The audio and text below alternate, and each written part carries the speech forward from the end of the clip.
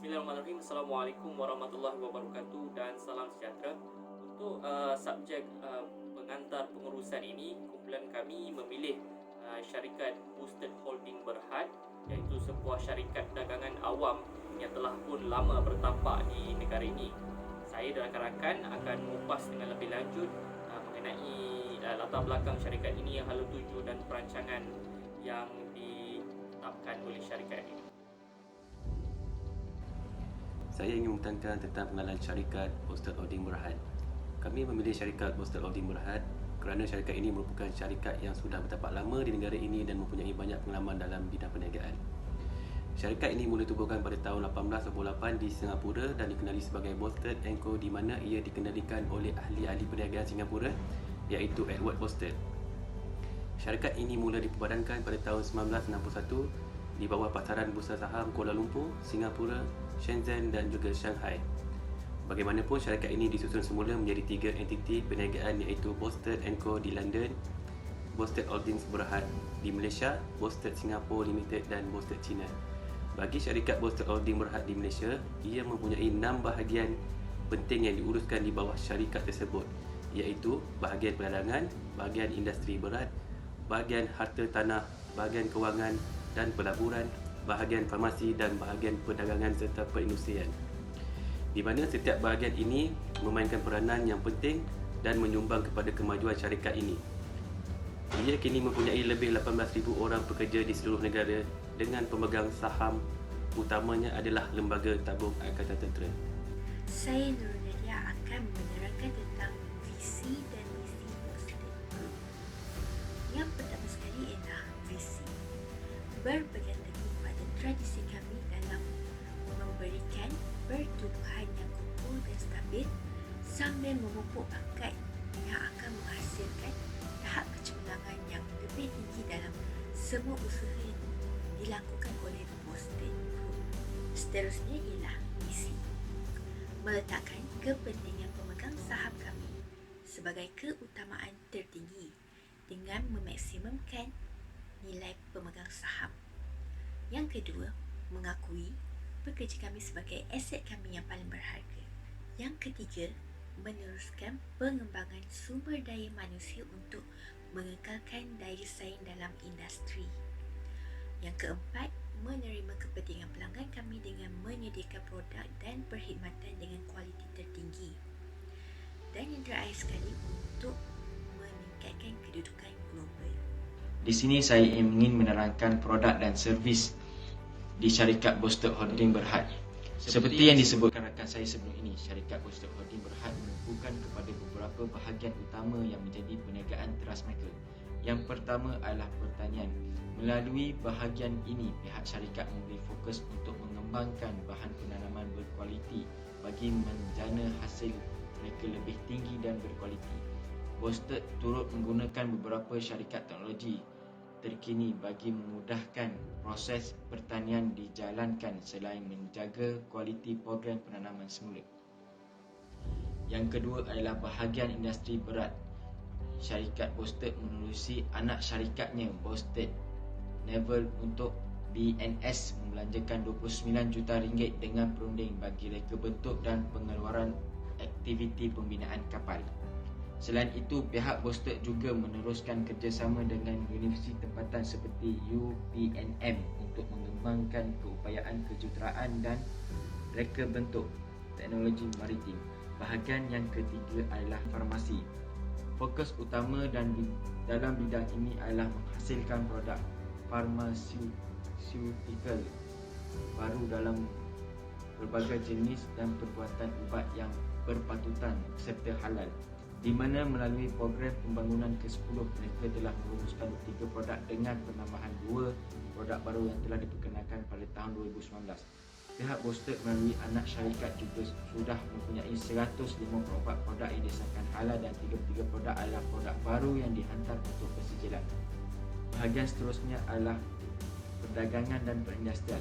Kegiatan Research and Development R&D di UAC Berhad adalah memberi tumpuan kepada pengembangan pro baru, meningkatkan kecekapan kos dalam proses pengeluaran dan mengurangkan kesan kesekitaran produk. Selain itu, mereka turut membangunkan reka bentuk campuran yang berdaya saing dan papan simen gantian dan panel dinding pracetak. Bahagian yang terakhir adalah harta benda. Pada 2019, anak syarikat Boosted telah melancarkan produk baru termasuk 163 unit rumah teres 2 tingkat dan 24 unit kedai, 1 tingkat di Johor serta 80 unit chalet di Cerating. Mereka turut melakukan tinjauan kepuasan talunan untuk penyewa pusat beli belah dan bangunan pejabat, dan purata skornya adalah 70.5% dan 81%. Seterusnya kita beralih kepada bahagian pesaing utama-utama syarikat. Tidak dinafikan Boosted Group mempunyai banyak pesaing di peringkat domestik maupun global. Persaingan di dalam pasaran dilihat lebih mencabar berbanding produk yang dihasilkan kerana syarikat ini telah pun dikenali ramai. Oleh itu, tidak masalah jika kumpulan Boosted ingin mewujudkan subsidiari perniagaan baru dan mereka telah berada di dalam syarikat kesenarai awam. Saingan dapat dilihat pada tahun 2019 apabila perang perdagangan Amerika Syarikat China yang tidak konklusif telah menjejaskan harga komoditi. Anak syarikat kumpulan Boosted iaitu Boosted Plantation Berhad (BPB) merancang meluaskan lagi bank tanah peladangannya kepada 100,000 hektar dalam tempoh 2 tahun, iaitu peningkatan kepada 20%. Harga minyak sawit mentah CPO juga berhadapan beberapa cabaran, iaitu bekalan yang banyak daripada kacang soya pesaing terbesar mereka. Selain itu, permintaan bagi komoditi ini juga jatuh apabila China dan India menurunkan pembelian dan menyimpan inventori yang lebih tinggi. Bagi subsidiari perniagaan yang lain, Boosted juga mengalami kerugian atas alasan tertentu. Sebagai contoh, kumpulan grup telah menjual Hotel 4 Bintang Royal Chulan Bukit Bintang kepada firma Singapura iaitu Hotel Royal Limited dengan harga RM190 juta. Ia dilakukan selepas pihak Boosted mendapati Hotel Royal Chulan Kuala Lumpur dan Royal Chulan Bukit Bintang bersaing kerana kedua lokasi hotel ini adalah berdekatan. Seterusnya, kita beralih kepada bahagian trend-trend dan isu-isu utama. Trend yang ada dalam syarikat bertanggungjawab terhadap komuniti, tempat kerja, pasaran dan persekitaran.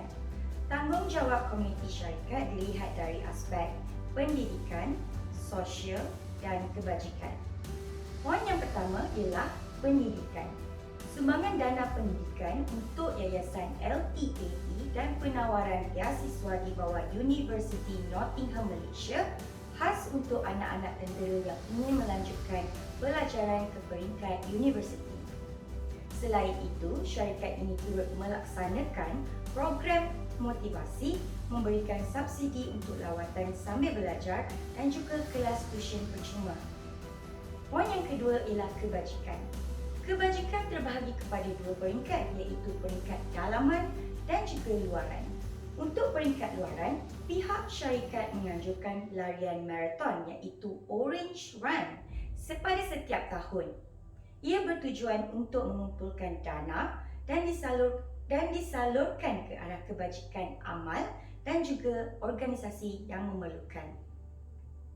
Pembangunan modal insan pekerja adalah salah satu inisiatif syarikat untuk memastikan semua pekerja-pekerja mempunyai kemahiran, kecekapan, pembangunan dan peningkatan diri. Dan poin yang terakhir sekali ialah sosial. Menubuhkan Roundtable of Sustainable Palm Oil (RSPO) bertujuan untuk memelihara alam sekitar. Menghasilkan baju organik dengan menggunakan tandan buah segar yang kosong bagi memelihara dan memulihara alam sekitar. Itu antara contoh dan inisiatif berterusan syarikat untuk memastikan tanggungjawab sosial terhadap alam sekitar dipenuhi. Manakala bagi isu utama syarikat pula, banyak yang boleh diperkatakan terutama ketika dunia sedang berhadapan dengan penularan wabak COVID-19, di mana industri dan sektor perniagaan antara yang paling teruk terjejas pada saat ini. Kumpulan Boosted terdiri daripada beberapa sektor iaitu hartanah dan perladangan, hartanah, dan perindustrian, farmasikal, industri berat, perdagangan, kewangan dan pelaburan juga turut menerima impak buruk akibat pandemik ini. Menurut pengerusi Boston Holding Berhad, Datuk Seri Muhammad Khalid, kesan daripada pandemik ini dan pelaksanaan PKP di seluruh negara, sebahagian besar operasi syarikat tersebut terhenti dan terjejas. Seterusnya mempengaruhi pendapatan syarikat untuk suku pertama dalam tahun 2020. Ekonomi domestik tidak dapat memberi pulangan modal yang banyak berbanding ekonomi antarabangsa yang banyak menyumbang keuntungan. Kerugian yang dialami pihak syarikat ini boleh dilihat melalui jadual seperti berikut. Selain itu, perubahan organisasi dan pengurusan juga menyebabkan organisasi dalaman banyak berlaku pertukaran tenaga kerja dan pengurusan. Menurut pengarah urusan Boston Holding Berhad, Datuk Seri Amrin Awaludin, pihaknya sedang fokus dalam usaha menangani kesan pandemik COVID-19 dengan memperuntukkan sumber-sumber penting dalam 3 bidang utama, iaitu memperkukuhkan kewangan dan operasi, mendorong inisiatif transformasi seluruh kumpulan dan meneroka peluang dan prospek baru perniagaan. Dari segi buatan syarikat Boston Holding dilihat sudah berpengalaman luas dalam pelbagai bidang, terutama 6 bidang utama yang menjadi teras perniagaan syarikat itu. Mereka juga bijak mencari peluang terhidang menerusi langkah-langkah strategik yang dilaksanakan oleh pengurusan syarikat. Pihak Boston juga sentiasa memberikan kepuasan kepada pelabur-pelaburnya dengan menjamin pertumbuhan ekonomi syarikat yang konsisten. Mereka juga bijak membina bakat dan anggota kerja yang kompeten menerusi pelbagai program pembangunan yang dilaksanakan. Manakala dari segi kelemahan syarikat pula, masalah pentadbir syarikat yang sentiasa berubah adalah kelemahan utama yang dapat dikesan. Ini akan mengganggu urus tadbir syarikat apabila terdapat campur tangan politik di dalam syarikat. Keyakinan para pelabur dan pekerja juga pasti akan berkurang sekiranya isu ini seperti ini timbul. Selain itu, syarikat Boston juga dilihat menggunakan strategi yang kurang berkesan. Ini dapat dilihat di dalam beberapa sektor seperti pelaburan dan hartanah. Ini menyebabkan kelewatan dalam pulangan modal dan keuntungan syarikat lambat diperoleh. Seterusnya, pemberian dividen tidak memperasangkan juga merupakan antara kelemahan syarikat. Syarikat Boston Holding Berhad adalah sebuah syarikat peleburan yang dimiliki oleh LTAT. Amalan membeli unit amanah agar ahli menerima bonus istimewa didapati merugikan kemampuan LTAT untuk mengawal dan menguruskan dana secara aktif. Semua kelemahan ini dapat diatasi sekiranya pihak Boston mengurus dan mentadbir syarikat dengan cekap serta mengamalkan etika perniagaan dan pelaburan yang berhemah. Setiap sesebuah syarikat mempunyai hala tuju masa depan yang menjadi landasan dan juga pegangan dalam menstabilkan syarikat tersebut di masa mendatang. Sehubungan itu, kumpulan Boston ataupun syarikat Boston merupakan satu organisasi yang besar dan tidak terkecuali mempunyai sesuatu tujuan yang ingin dicapai di masa mendatang. Matlamat mereka boleh dicapai dengan terus meningkatkan daya saing dengan menyesuaikan diri dalam cabaran ekonomi dunia serta berpegang teguh pada falsafah korporat dan amalan tadbir urus korporat yang ditubuhkan. Hasil kajian dan juga hasil daripada penilaian dalam laman web rasmi Boston Group, hala tuju organisasi ini dilaksanakan berpandukan 5 falsafah yang menjadi tunjang utama kepada syarikat Boston. Falsafah yang pertama adalah terus mengembangkan dasar organisasi dan sistem korporat bagi memenuhi keperluan persekitaran perniagaan yang dinamik. Seterusnya, yang kedua, terus meningkatkan kepuasan pelanggan dengan meningkatkan strategi pembangunan sumber manusia dan mengurus sumber dengan cekap serta mempraktikkan budaya korporat yang positif. Ketiga, berpegang teguh pada gaya pengurusan yang seimbang dan lebih berhati-hati dalam membuat peluang perniagaan yang meningkatkan nilai pemegang saham. Dan yang keempat, mengekalkan budaya takbir urus korporat yang menyokong amalan terbaik dalam perniagaan.